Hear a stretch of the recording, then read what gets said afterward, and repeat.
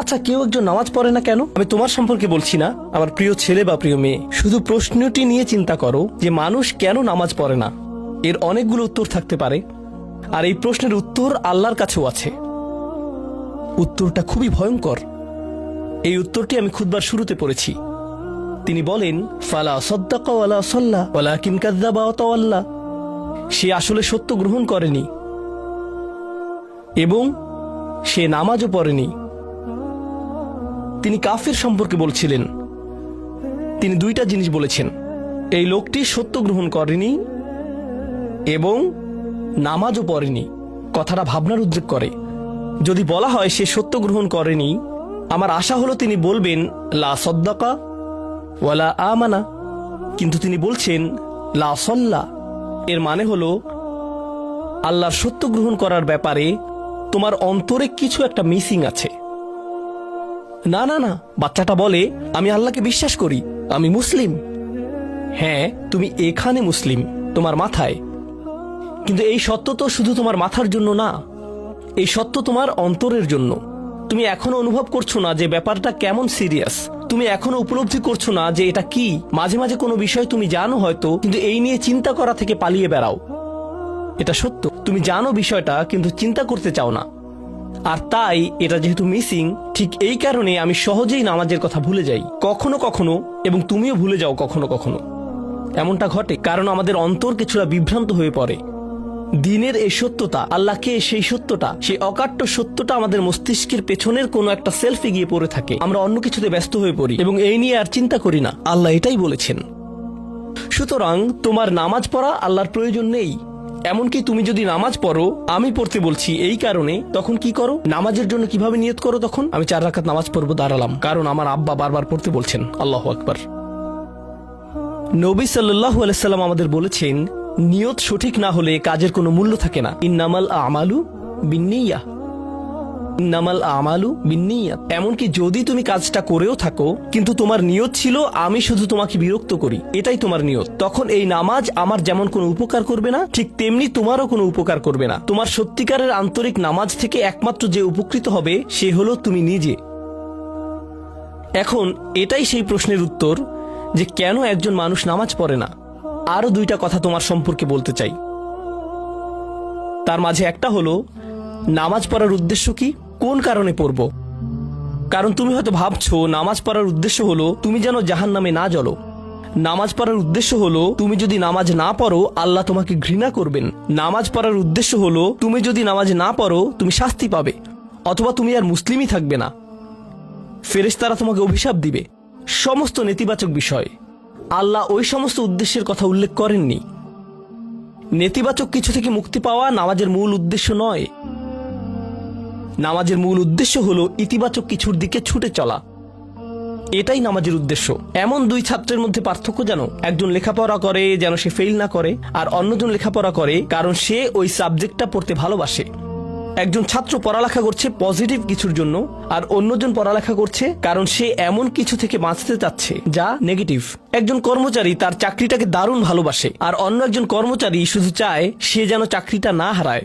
তারা একই চাকরি করছে, একেবারে অভিন্ন চাকরি, কিন্তু একজন চাকরিটা করতে পেরে কি যে খুশি, কত যে আনন্দ তার, আর অন্যজন খুবই হতাশ, সবসময় মনমরা ভাব। কেন? কারণ তাদের একজন এটা করছে ক্ষতিকর কিছু থেকে মুক্তি পাওয়ার জন্য, আর অপরজন এটা করছে উপকারী কিছুর দিকে ছুটে চলার জন্য। আল্লাহ কোরআনে যখন আমাকে নামাজ সম্পর্কে বলেছেন যে কেন আমাদের নামাজ পড়া দরকার, তিনি মুসা আলাইহিস সালামকে এই উত্তরটা বলে দিয়েছেন। যখন তিনি তার সাথে সাক্ষাৎ করেছিলেন তিনি বলেছেন, আকিমিস সলাতা লিযিকরি, আর আমাকে স্মরণ করার উদ্দেশ্যে নামাজ কায়েম করো। তোমার নামাজ ঠিক রাখো যেন তুমি তোমার রবকে স্মরণ করতে পারো। আমি তোমাকে ইতিমধ্যে বলেছি যে তোমার আমার সম্পর্কটা খুবই সীমিত, কিন্তু তোমার সাথে আল্লাহর সম্পর্কটা অনেক আগে থেকে শুরু হয়েছিল, আর তার সাথে তোমার এই সম্পর্কটা অনন্তকাল ধরে বলবৎ থাকবে। তাই সেই সম্পর্কটির কথা স্মরণে আনা আবশ্যক, কারণ ভালো যত কিছু তোমার কাছে আসে তা আসে ওই সম্পর্কটা থেকেই। সামান্য কিছু ভালো জিনিস তোমার বাবার কাছ থেকে আসে, কিছু কিছু ভালো জিনিস, কিন্তু সকল ভালো জিনিস যা তোমার কাছে আসে তা আসে একমাত্র ওই সম্পর্কটির কারণে। যদি তুমি চাও সকল উপকারী জিনিস তোমার জীবনে অবস্থান করুক, তখন তোমাকে অবশ্যই তার কথা স্মরণ করতে হবে, যার নিকট থেকে সকল কল্যাণের আগমন ঘটে, যার নিকট থেকে সকল নিয়ামতের আগমন ঘটে, সকল রিজিকের আগমন ঘটে, সকল হেদায়েতের আগমন ঘটে। আর তাই আল্লাহ বলছেন, সর্বোত্তম যে উপায়ে তুমি এটা করবে তা হলো নামাজের মাধ্যমে তুমি আমাকে স্মরণ করবে। এজন্যই তোমার নামাজ পড়া দরকার। আচ্ছা, পরিশেষে এজন্যই তোমার এটা করা উচিত, কিন্তু তুমি এটা করছো বলেই সঠিক নিয়ত সহকারে আল্লাহ বলছেন, কেবল এখানেই শেষ নয়, এর কিছু উপকারিতাও আছে। কিছু ভালো জিনিস তোমার পথে আসবে যখন তুমি সত্যি সত্যি আল্লাহকে স্মরণ করবে। যখন তুমি আল্লাহকে স্মরণ করবে যেভাবে তিনি চান সেভাবে, আর যে উপায়ে তিনি চান তা হলো এই নামাজগুলোর মাধ্যমে। তুমি যদি এটা করতে পারো, আল্লাহ বলছেন, ইন্না সলাতা তানহা আনিল ফাহশা ওয়াল মুনকার। এমনকি এই আয়াতেও ওয়ালা যিকরুল্লাহি আকবার, তিনি বলছেন নামাজের মধ্যে এই উপকারটি আছে যে এটা তোমাকে অশ্লীলতায় পড়ে যাওয়া থেকে রক্ষা করবে। কারণ অশ্লীলতা তোমার চারপাশে বিরাজমান, আর আমি প্রিয় পুত্র তোমাকে এটার সম্মুখীন হওয়া থেকে রক্ষা করতে পারবো না। অশ্লীলতা তোমার ফোনে, অশ্লীলতা তোমার স্কুলে, অশ্লীলতা তোমার বন্ধুদের মাঝে, অশ্লীলতা ঈদের অনুষ্ঠানে, যখন কোনো কর্নারে গিয়ে বন্ধুদের সাথে আড্ডা দাও, অশ্লীলতার উপস্থিতি তুমি সর্বত্র দেখতে পাবে। প্রতিবার যখনই তুমি অশ্লীলতার দিকে এগিয়ে যাবে, তোমার অন্তর ক্ষতিগ্রস্ত হয়ে পড়বে। আর আল্লাহ বলছেন, যদি তুমি এই নামাজগুলো আদায়ে যত্নবান হও, এগুলো তোমাকে অশ্লীলতার করাল গ্রাস থেকে রক্ষা করবে। একবার যদি তুমি অশ্লীলতায় ডুবে যাও, তখন তুমি হয়ে পড়বে যেমন তুমি যদি দূষিত বাতাসে নিঃশ্বাস নাও, প্রথম প্রথম তোমার কাশি আসবে, কিন্তু যদি এতে বেশিক্ষণ অবস্থান করো, একসময় এতে তুমি অভ্যস্ত হয়ে পড়বে। অশ্লীলতাও ঠিক এরকম, এতে আকণ্ঠ নিমজ্জিত থাকলে একসময় এটাকে আর বড় অপরাধ বলে মনে হবে না, নিজেকে এর থেকে রক্ষা করার কোনো গরজ অনুভব করবে না আর, কারণ তোমার প্রতিরোধ ব্যবস্থা দূষিত হয়ে গেছে।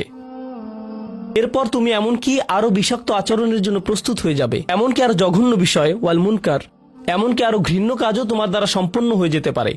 অধপতনের অতল গহ্বরে হারিয়ে যাওয়া থেকে এই নামাজগুলো তোমাকে রক্ষা করবে। এই জন্যই তোমার নামাজ পড়া দরকার, এই সমস্ত কারণেই তোমার নামাজ পড়া প্রয়োজন। আমি বলেছি এই জন্য না, এই সমগ্র ভ্রমণের শেষে সিদ্ধান্তটা সম্পূর্ণরূপে তোমার। কারণ আল্লাহ হয়তো আগামীকালই আমাকে নিয়ে যেতে পারেন, আল্লাহ হয়তো আমাকে 1 বছরের মধ্যেই নিয়ে যেতে পারেন। তোমার এবং আমার মাঝে যে এই সম্পর্কটা বর্তমানে আছে, এমনকি যদি আমরা 100 বছরও বাঁচি, আমরা এর চেয়ে বেশি বাঁচতে পারবো না। একটা সময় আছে যখন এর সমাপ্তি ঘটবে, কিন্তু ওই সম্পর্কটি, তুমি যদি সত্যিই ওই সম্পর্কটি সম্মান করতে চাও, নামাজ পড়ো। তোমার প্রতি এটাই আমার উপদেশ। এখন আমি পিতামাতার উদ্দেশ্যে কথা বলবো। এটা হবে ছোট্ট একটা রিমাইন্ডার আমার জন্য এবং আমাদের সবার জন্য, আমাদের পিতামাতাদের জন্য। সন্তানাদি আল্লাহ প্রদত্ত একটা নিয়ামত, তাদেরকে এজন্য দেওয়া হয়নি যেন আমরা তাদের নিয়ন্ত্রণ করতে পারি। যত বেশি আমরা তাদেরকে নিয়ন্ত্রণ করতে চাইব, তত বেশি হতাশ হব সকল অবস্থাতেই। আমি দেখেছি এমনটা, বিশেষ করে যে পরিবারগুলো তাদের সন্তানদের দিনের সুরক্ষা করতে চায়, তারা যত বেশি সন্তানদের উপর জোর করে দিন চাপিয়ে দিতে চায়, তত বেশি ওই ছেলেমেয়েগুলো অদ্ভুত সব উপায়ে বিদ্রোহ প্রকাশ করে। কারণ যে বিষয়টা আল্লাহ চান আপনি তাদেরকে প্রদান করুন, আপনার ছেলে মেয়েদের কাছে আপনার যে সুযোগ আছে সেটা তাদেরকে আপনার আদেশ নিষেধ মানতে বাধ্য করার জন্য নয়। সুযোগটা এই জন্য দেয়া হয়েছে যেন আপনি তাদেরকে এমন সব বিষয়ে চিন্তা করাতে পারেন যা শুধু আপনার পক্ষেই চিন্তা করানো সম্ভব, তাদেরকে এমন সব বিষয়ে পছন্দ করাতে পারেন যা শুধু আপনার পক্ষেই পছন্দ করানো সম্ভব। আপনার বাচ্চাটা বাস্কেটবল পছন্দ করে কারণ সে আপনাকে বাস্কেটবল খেলতে দেখেছে, সে প্লে স্টেশন পছন্দ করে কারণ সে তার বাবাকে প্লে স্টেশনে খেলতে দেখেছে। এভাবে আপনি বাচ্চাটার অন্তরে কোনো কিছুর জন্য ভালোবাসা তৈরি করে দিতে পারেন, কারণ আপনি যেরকম, আপনার পক্ষে এটা করা সম্ভব। আর যখন বাচ্চাদেরকে বলতে থাকেন তোমার হোমওয়ার্ক করো, তোমার হোমওয়ার্ক করো, আপনার সন্তানের বয়স যখন 40 হবে, সে তখন বলবে না আমি হোমওয়ার্ক ভালোবাসি, কিন্তু 40 বছর বয়সেও সে বলবে আমি বাস্কেটবল ভালোবাসি, আমার বাবা সবসময় বাস্কেটবল খেলতেন। আপনি যা ভালোবাসেন তা ট্রান্সফার হয়ে তার কাছে চলে যায়, আর যা করতে বলেন তা প্রত্যাখ্যাত হয়ে যায়। এমনটি আপনার ক্ষেত্রেও ঘটেছিল। আপনার ছেলে মেয়েদের কথা ভুলে যান, আপনার নিজের বাস্তবতা ওইটাই। আপনার বাবার কিছু কিছু জিনিস যে আপনি এখনো পছন্দ করেন তা ভালোবাসার মাধ্যমে আপনার নিকট ট্রান্সফার হয়েছিল, আর আপনার বাবার ওই ব্যাপারগুলো আপনি অপছন্দ করতেন যা তিনি জোর করে আপনাকে গেলাতে চেয়েছিলেন। এখানে উপবিষ্ট প্রত্যেকের বাস্তবতা এটাই, শুধু সেগুলোই গ্রহণ করেছি যেগুলো ভালোবাসার মাধ্যমে হস্তান্তরিত হয়েছিল। ঠিক এই ইশারাটাই আমাদের পিতামাতাদেরকে দেয়া হয়েছে সূরাতুল ইসরার এই আয়াতে। রব্বির হামহুমা কামা রব্বায়ানি সগীরা। রব্বায়ানি মানে যখন তারবিয়া ব্যবহার করা হয় একটি চারা গাছ বড় করার জন্য, আপনাকে চারা গাছটির যত্ন নিতে হবে, এর সযত্নে প্রতিপালন করতে হবে। গাছটির প্রতি চিৎকার চেঁচামেচি করলে তো হবে না, তাড়াতাড়ি বড় হও, তাড়াতাড়ি লম্বা হও। আপনার একে সময় প্রদান করতে হবে। অনেক সময় পোকামাকড় এসে এর পাতাগুলো খেয়ে ফেলতে চাইবে, আপনাকে তখন পোকামাকড় সরিয়ে দিতে হবে। কখনো কখনো একটু কঠোর আচরণ করতে হবে, শুধু অতটুকুই যেন পোকামাকড়গুলো দূর হয়ে যায়। এরপর আবারও এতে পানি দিতে হবে। আমাদের বাচ্চাদের সাথে আমাদের উদাহরণটা ঠিক এমনই। ঠিক এ কারণেই আমরা আমাদের মাতা পিতার জন্য এই দোয়াটা করি। আমি দোয়া করছি আল্লাহ যেন আমাদের সন্তানদেরকে হেদায়েত দান করেন, যা শুধু তার পক্ষেই দেয়া সম্ভব। দোয়া করছি আল্লাহ তাদের অন্তরে ইস্তিকামা প্রদান করুন, যেন তারা তাদের জীবনে সঠিক সিদ্ধান্ত নিতে পারে। আরও দোয়া করছি আল্লাহ তাদেরকে ইব্রাহিম আলাইহিসসালামের দোয়ার মতো করুন, যা তিনি আমাদের সবার জন্য করেছিলেন। রব্বি জাআলনি মুকিমাস সলাতি ওয়া মিন যুররিয়াতি। হে আমার রব, আমাকে সালাত কায়েমকারী বানান এবং আমার বংশধরদের মধ্য থেকেও। আল্লাহ তাআলা এখানে উপস্থিত পিতামাতাদেরকে, আমাকে সহ সবাইকে এমন দৃষ্টান্তে পরিণত করুন যে আল্লাহকে ভালোবাসে এবং যে নামাজকে ভালোবাসে, যেন আমাদের ছেলেমেয়েরা নামাজের প্রেমে পড়ে যায় আমরা যেভাবে নামাজকে ভালোবাসি তা দেখে। বারাকাল্লাহু লি ওয়া লাকুম ফিল কুরআনিল হাকিম ওয়া নাফা'নি ওয়া ইয়্যাকুম বিল আয়াতি ওয়াজ যিকরিল হাকিম।